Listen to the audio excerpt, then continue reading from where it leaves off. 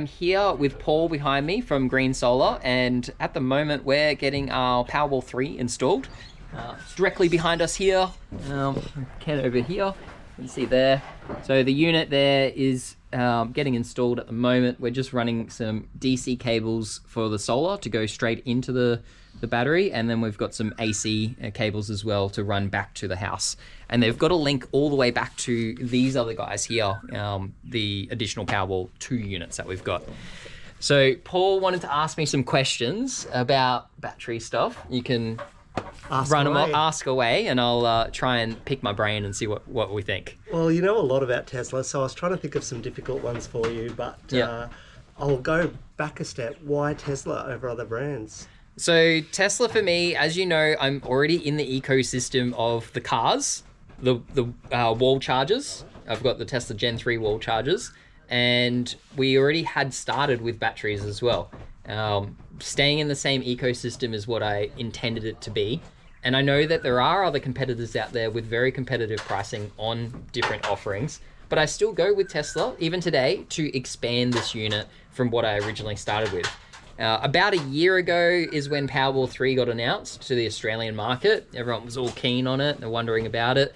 And Powerwall 2 owners were kind of like, can we add Powerwall 3 to Powerwall 2? And when Tesla announced that, it was very upfront saying, no, there is no compatibility between the two. So I think installers were kind of like, okay, what do we tell customers? Do they just sit there and wait, or are there customers that are decommissioning their Powerwall 2 units and going with another competitor? Which I'm pretty sure is what happened. Yeah. There probably is a percentage of people out there doing that, but there is a very big vacuum in the market for people with Powerwall 2s who are screaming at us to install their Powerwall 3. So I'm pleased to say you're the first one that we're doing the upgrade to with the Powerwall 2s. Awesome. I know we're not the first to do that in Australia, but we just wanted to get it right, and it'll be exciting to see yours in operation. Action.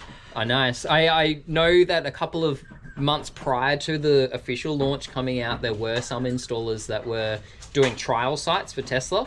And maybe, like, from what I saw on some social media posts, there were some customers that had some teething issues with adding a Powerwall 3 unit and then having the Powerwall 2 unit trip. And we're like, why is that happening? And Tesla's probably looking at all the data going, okay, you had this load come from this battery, but it didn't synchronize with this one. Let's build another software firmware update and fix what it is.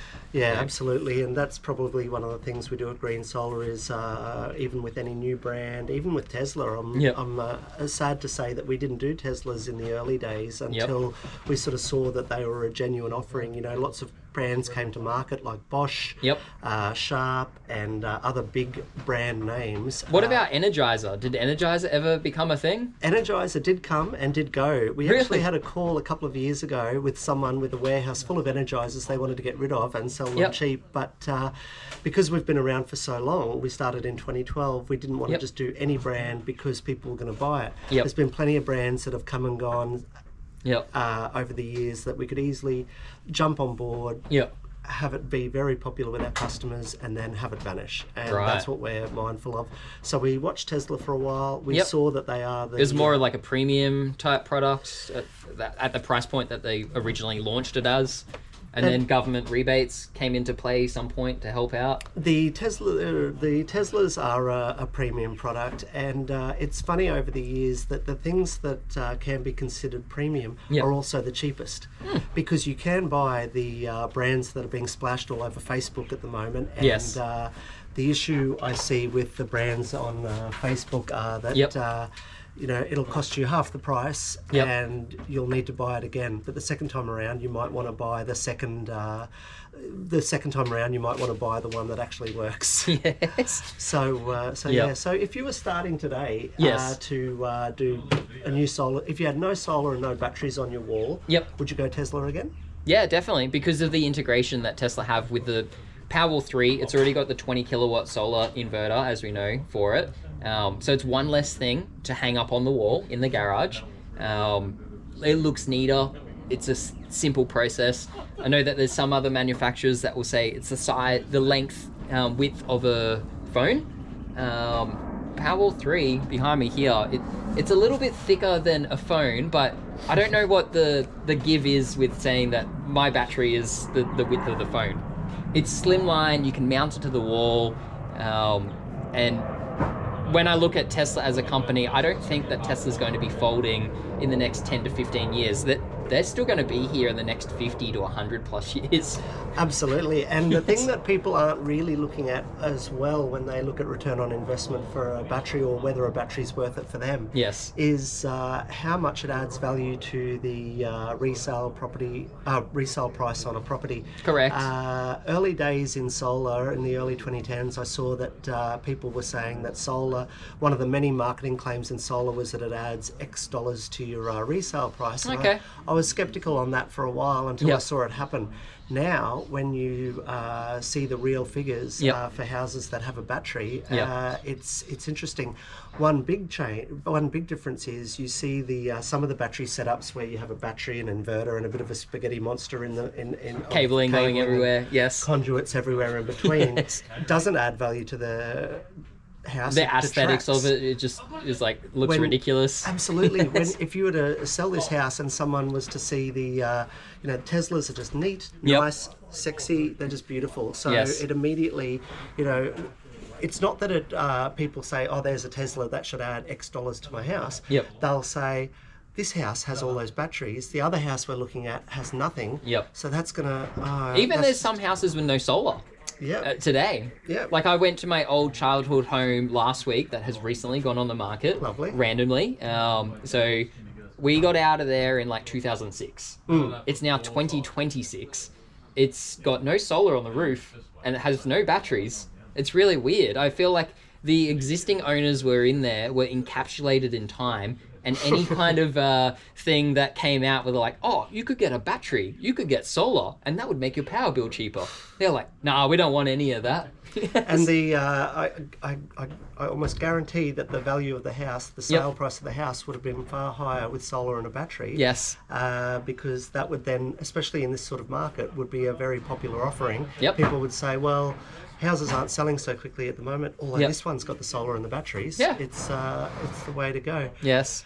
People, we're here doing a video today, and I know we've known each other for years. We did the solar and those batteries. Yes. People seem to think we have this background relationship of some sort of sponsoring deal, and you've gifted me everything, haven't you? We've given it all away, and we've lost tens and tens of a lot of dollars over it. Your install is what brought Tesla to this location here back when we first got the install done, because Tesla wanted to cover like, what does Nathan do? Nathan drives around in his Tesla doing rideshare, covering over 90,000 kilometers in a year, doing his rideshare. And how does he power that? Suddenly they work out, oh, wait, suddenly he's generating electricity during the day, and maybe he's out during the day, and he comes home and he's using those Powerwalls to power his house, but also to power his car. So I just need to definitively say there is no further relationship here apart from that Nathan once got a few quotes. We were one of them, and being such a solar and battery fan that Nathan is, we naturally get along. Yes. One question that I saw come up on some of your Facebook posts is that you've got all these batteries. Yes. How can you possibly charge them? So to charge them, I use a combination of grid power as well as solar power. And that is automated using Amber with their smart shift tech that's on it. So Amber is a little bit different compared to your conventional retailer, where you could sign up to a VPP. Maybe you get a $700 bonus for joining that retailer, but they will have full control over your battery and you won't have any say in it whatsoever. The rates that those retailers give you are fixed. We switch over to Amber, and Amber does the wholesale market. Amber still allows you to have full control on your batteries, but at the same time, if you want to automate selling and buying, you can opt in to that option. Otherwise, you've still got battery, you've still got grid power coming in, you still have full control. If I can jump into the customer, wearing the customer hat at the moment, early days when I saw this Amber offering, I thought it might have been a little bit of smoke and mirrors, and batteries should just be charged by your solar and discharged at night time from power you're using in your house. Yep. And then I got my battery. Yes. And I quickly changed my tune because it is just incredible. You know, there Yep. are other retailers out there offering different solutions to Amber, but slightly similar. Yes. In that there is cheap power during at certain periods, and sometimes even free with free some power. retailers. Yeah. And you know, we sort of even mentioned that to our customers. You know, that's what a battery's for, to use it at night time. However, people have gone from saving money from their battery to making money out of their battery. Correct. So charging, so some people have multiple EVs, multiple batteries, and they're charging them for free at random times. Yeah. Today's a perfect day. My home batteries and your home batteries likely wouldn't charge from the solar. Correct. However, that isn't a concern or even a consideration with The how we set ourselves up. Cost-wise for buying when it's a bit cloudy today, like in Brisbane, it might be 10 cents, it might be 8 cents kilowatt hour. But on days where it's super sunny and perfect conditions, the buy price is usually 1 cent or 0 cents per kilowatt hour. Yep. Super insane in pricing on that. But it's all automated, and you can even see a forecast. So it knows weather patterns, it's looking at data, and it's working out the best possible time to charge your battery from grid. Even knowing you may generate a little bit of solar during the day, it's there as complementing it. I think of it as virtual solar panels. Absolutely, in a way. That's a good way of thinking of it, actually.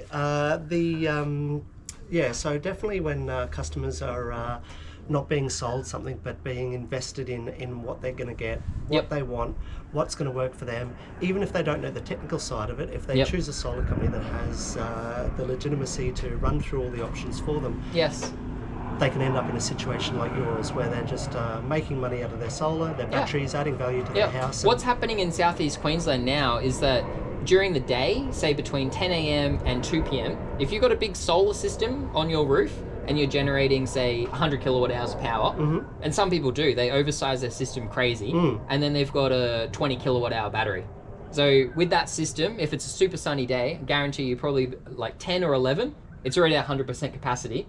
And now that customers' solar is exporting to the network, and they're getting paid 2 cents, or maybe they're getting penalized for sending it back to the network, which is what's happened now from the introduction of the solar sharer program, which started in July.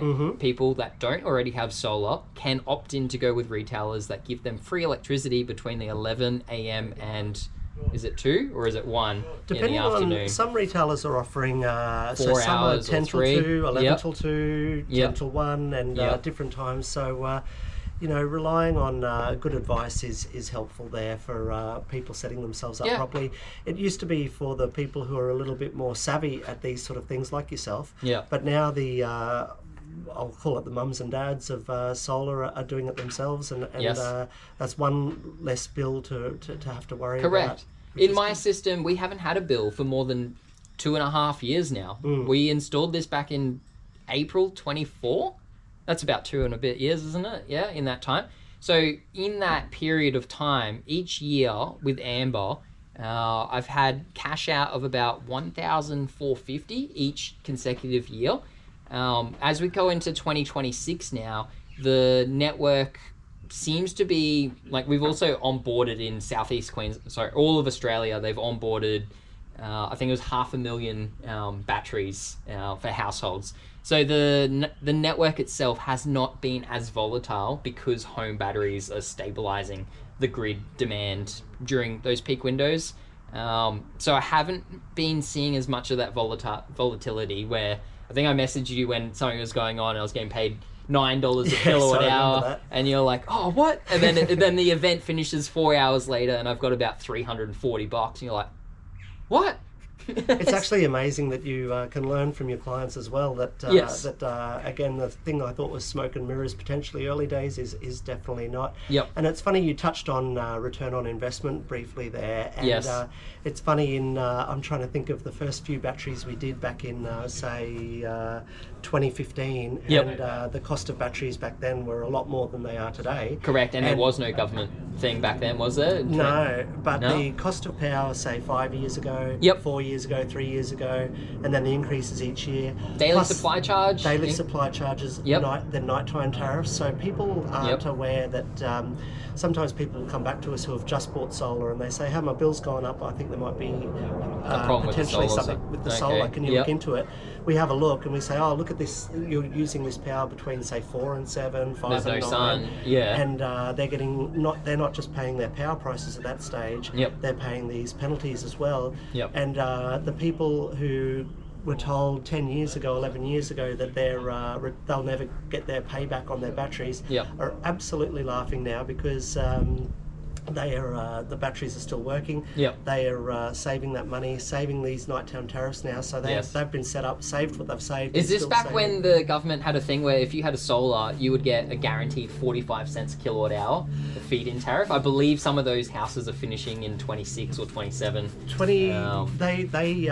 These aren't those customers, but these are Okay. ones that were just paying normal amounts anyway, getting normal feed-in tariffs. Right. The other question about batteries is they come with a 10-year warranty. Yes. But it's interesting that some of the good brands of batteries we did in 2015, Yep. there's no sign of them stopping. There's no They're still just the capacity is lost a little bit, but it's still usable. no It's still- hiccups. Yep. No, they're still going strong. So whilst the answer might be how long do they last, you could say 10 years. You Yep. could say 15. Yep. But a safe answer is that after 10 years they're still going strong. That's amazing. Some of these solar panels that I've got on this roof here are from LG, and they're from 2014. I remember There's this.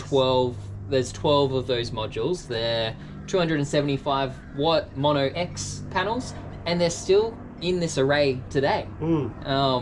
Obviously, with solar panels, most manufacturers will say that they're linear.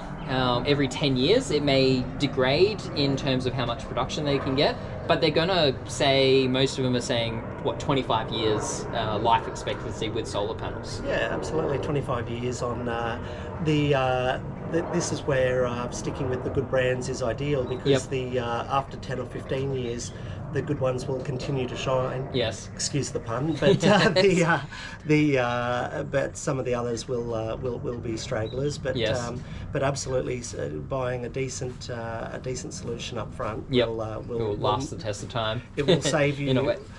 As they say, the poor man buys twice. Yes. The ones that just buying quality up front is Yep. the cheapest way to get solar and batteries. My neighbours, they removed 20 of their old solar panels. Their property is 8 years old, so it hasn't even been 10.